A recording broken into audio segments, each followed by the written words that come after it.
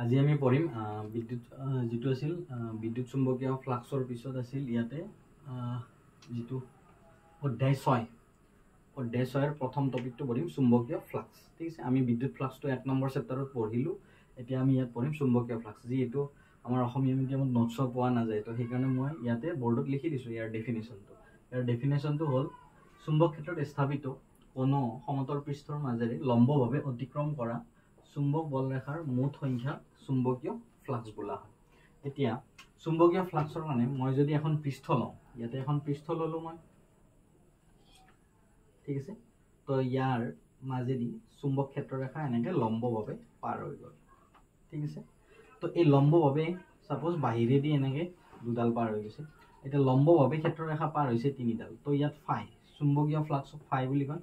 ইয়াক 3 লিখিব পাৰো মই আনসাৰটো সাপোজ। আৰু তো যদি মই এই চুম্বক যেটো ম্যাগনেটিক ফিল্ড আছে, ফিল্ডটো স্ট্ৰং যদি বনাও, মানে বিৰ মানটো যদি মই ইনক্ৰিজ কৰো, মানে বেছি কৰো, তেতিয়া ইয়াত বহুত কেইডাল সোমাব এনেকে।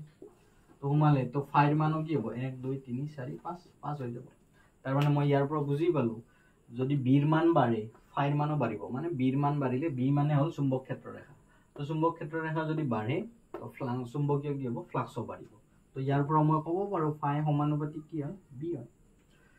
এতিয়া মই এইখিনিটো কৰি চালো। এতিয়া ইয়াৰ পৰা মই সমতল পৃষ্ঠখনৰ কালিটো মই ডাঙৰ কৰি চাম। তো কালি ডাঙৰ কৰিলেও কি হ'ব, চুম্বকীয় ক্ষেত্ৰৰেখাৰ সংখ্যাটো কি হ'ব, বেছি হ'ব। তো সেইকাৰণে ফাই সমানুপাতিক কি হ'ব, এ হ'ব। তো এতিয়া এই দুটা লগ লগালে মোৰ ফৰ্মুলাটো হ'ব ফাই ইকুৱেল বি এ।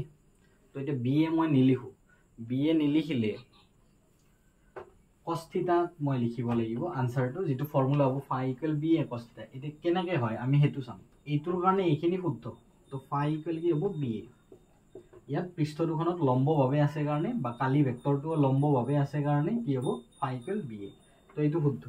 এতিয়া যদি থিতা কোণত থাকে তেতিয়া কি হ'ব, তো এইখন এখন পৃষ্ঠ ললো, ইয়াৰ পৰা কালি ভেক্টৰটো এৰিয়া ভেক্টৰ যেটো আছে, এৰিয়া ভেক্টৰটো এটা স্কেলাৰ কোৱান্টিটি হয়, আৰু সেইকাৰণে এই যেটো চুম্বকীয় ফ্লাক্স আছে, এই চুম্বকীয় ফ্লাক্স ৰাশিটো এটা স্কেলাৰ ৰাশি হৈ যায়। ঠিক আছে, তো এৰিয়া ভেক্টৰটো ইয়াৰ পৰা বাহিৰ ফালে পৃষ্ঠখনৰ লগত লম্ব হিচাপে ওলাই আহিলে, লম্ব মানে ইফালে নহয়, একচুয়ালি ইটো ফালে ওলাই আহিছে বাহিৰ ফালে।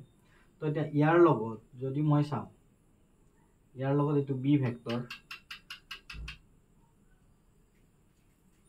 ইয়াৰ লগত থিতা কোণ কৰি আছে। এতিয়া কথাটো হ'ল মোৰ ডেফিনেশ্যন মতে ইয়াত অলৰেডি মই লিখা আছো সমতল পৃষ্ঠৰ মাজেৰে লম্বভাৱে অতিক্ৰম কৰা চুম্বক বলৰেখা বুলি কৈছে। তাৰমানে চুম্বক ক্ষেত্ৰৰেখা কিভাৱে লম্বভাৱে, এতিয়া লম্বভাৱে এনেকে অতিক্ৰম নকৰে। এতিয়া মই বি ভেক্টৰক যদি উপাংশ ভেক্টৰ হিচাপে যদি ভাগ কৰো, তো এইটো বি ভেক্টৰ, তো যেটো আনুভূমিকভাৱে cos θ আৰু উলম্বভাৱে sin θ হয়। তাৰ মানে ইয়াত বি cos θ, ইয়াত কি হ'ব, বি sin θ হ'ব। এতিয়া ইয়াৰ কাৰণে যদি মই লম্বভাৱে চাওঁ, এ যিফালে আছে সিফালে যাব লাগিব, কাৰণ এই ভেক্টৰটো পৃষ্ঠখনৰ লগত কি হৈছে, লম্ব হৈ আছে। তো এইকাৰণে এইফালে যদি মই এইটো ডাইৰেকশ্যনত যাওঁ, এইটো পথালিকে ডাইৰেকশ্যনত গ'লে কি পাম, বি cos θ। সেইকাৰণে ইয়াত কি আহিল, বি cos θ। এতিয়া মই এই দুটা পূৰণ কৰিম, পূৰণ কৰিলে ফৰ্মুলাটো হ'ব ফাই ইকুৱেল বি cos θ পূৰণ এ। তো বি এ লগ লাগিল আৰু ইয়াত কি হ'ল, cos θ হ'ল। তো বি এ যদি মই ভেক্টৰ ফৰ্মত লিখো, বি ডট এ হ'ব। cos θ থাকিলে সদায় কি হয়, ডট প্ৰডাক্ট হয়। এতিয়া এই চুম্বকীয় ফ্লাক্সৰ এসআই এককটো যদি মই চাওঁ, এসআই এককটো চুম্বক ক্ষেত্ৰৰ এসআই একক হ'ল টেসলা, কালিৰ এসআই একক হ'ল মিটাৰ। টেসলা মিটাৰ স্কয়াৰ বুলি কয় আৰু ইয়াক ওয়েবাৰ বুলি কয়। ওয়েবাৰ মানে হ'ব WB। ঠিক আছে, তো আজিলৈকে এইখিনিয়ে, আৰু নেক্সট ক্লাছত আমি নেক্সট টপিকটো পঢ়িম।